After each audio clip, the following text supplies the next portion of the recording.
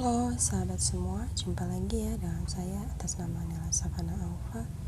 Baik, pada kesempatan kali ini saya akan melanjutkan tugas belajar di luar kelas, yaitu video yang ke-33 mengenai tentang kelas persiapan.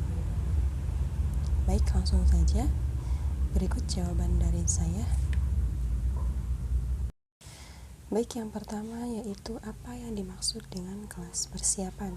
Kelas persiapan adalah kelas bagi anak yang baru mendaftar di Bimba A.I.U.E.O. Jadi pada saat anak baru mendaftar di Bimba A.I.U.E.O, maka anak tersebut akan diarahkan untuk masuk ke kelas persiapan terlebih dahulu. Kemudian berapa lama waktu yang dibutuhkan di dalam kelas persiapan? Nah, waktu yang dibutuhkan di dalam kelas persiapan yaitu antara 2 minggu sampai dengan 1 bulan. Akan tetapi jika motivatornya bisa secara tepat menerapkannya dengan baik atau menerapkannya dengan tepat, maka bisa lebih cepat lagi waktunya. Yang selanjutnya yaitu kenapa harus ada kelas persiapan.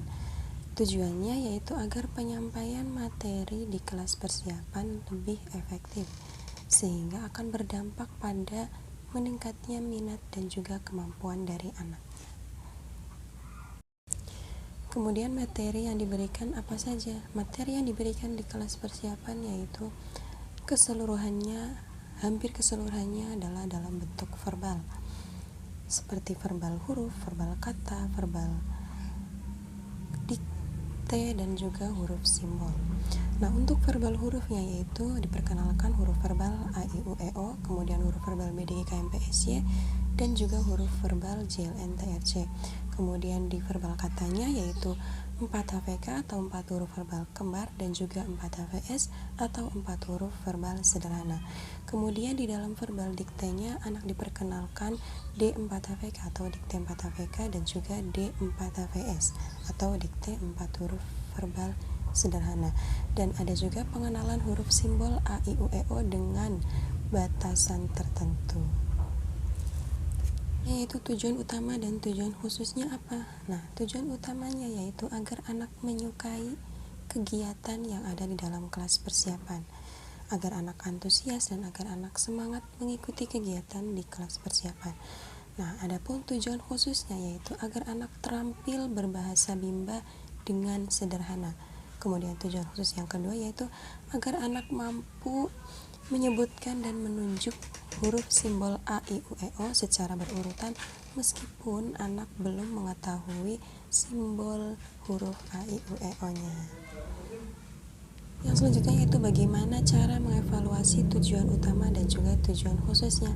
Yang pertama yaitu cara mengevaluasi tujuan utamanya, kita bisa melihat dari sikap dan ekspresi anak.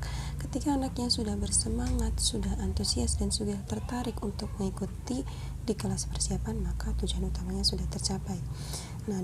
Kemudian cara mengevaluasi tujuan khususnya bagaimana? Yang pertama yaitu perhatikan apakah tujuan dari setiap materi yang diberikan di kelas persiapan sudah tercapai atau belum.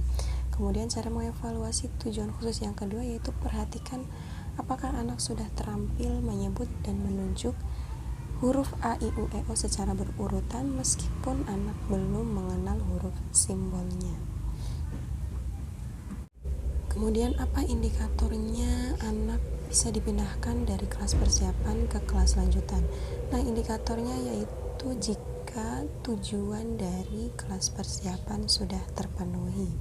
Jadi tidak harus mematok pada waktu yang 2 minggu sampai dengan 1 bulan ya sahabat semua, akan tetapi kita bisa melihat dari apakah tujuan di kelas persiapannya sudah tercapai. Nah, walaupun hanya 1 minggu akan tetapi tujuannya sudah tercapai, maka anak tersebut sudah bisa dipindahkan ke kelas lanjutan ya. Jadi yang dijadikan indikator adalah tujuan dari materi kelas persiapannya sudah terpenuhi atau belum.